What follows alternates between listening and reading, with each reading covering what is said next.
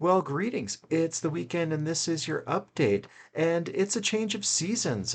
Baseball season's winding down. We've got the playoffs going on. My Red Sox didn't make it, unfortunately. We're well into football season. Don't talk about the Broncos. And hockey and basketball are not far behind. And so it's fall. We're finally here. And part and parcel with that comes concert season. And this week over on The View from the Road, I was talking about first opportunities to perform and what those opportunities really mean for the kids. Check out a clip from that video. You'll see what I'm talking about.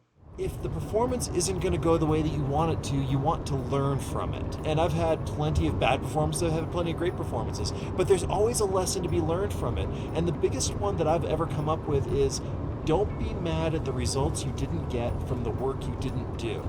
So if you're not putting in the time learning your part and ensembling together in rehearsal and getting everything to gel the way it's supposed to be, you kind of have given up your right to be mad if it doesn't turn out great. Sometimes it does, but there's another thought that goes along with that, and I've learned that doing a lot of endurance events and things like that, which is you do not rise to the occasion, you revert to your training.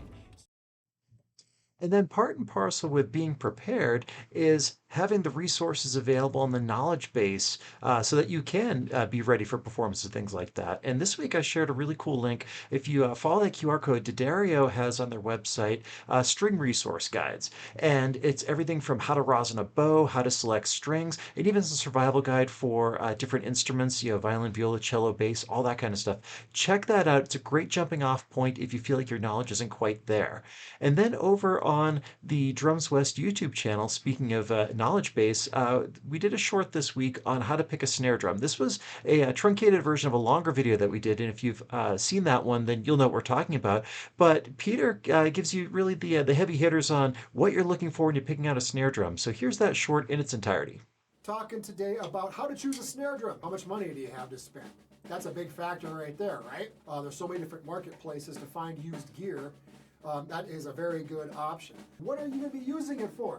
A lot of times I'll use two different snares. I'll have my main snare, and then I'll have a separate side snare. Well, it's an easy way to have a low sound, have a high sound, without messing around with your main snare. The bearing edge of the snare drum. The bearing edge is where the head meets the shell. The sharper the bearing edge, the louder the drum, basically. The size of the drum, and I'm talking depth. Deeper, they still respond, but it takes a little bit. Is it a metal drum? Is it a wood drum? Is it a fiberglass drum? They all serve a little bit different function. Again, budget plays a big part of this. If you only have $50 to spend on a snare drum and you go down to the local pawn shop, you're gonna get what you're gonna get, and you're gonna make it work for what you need to make it work with. So if that short answered a bunch of questions but raised a few more, have no fear. Check out the longer version of that video. And also feel free to contact us. Peter knows everything. I can say that with full confidence. So all you drummers out there, we got you covered.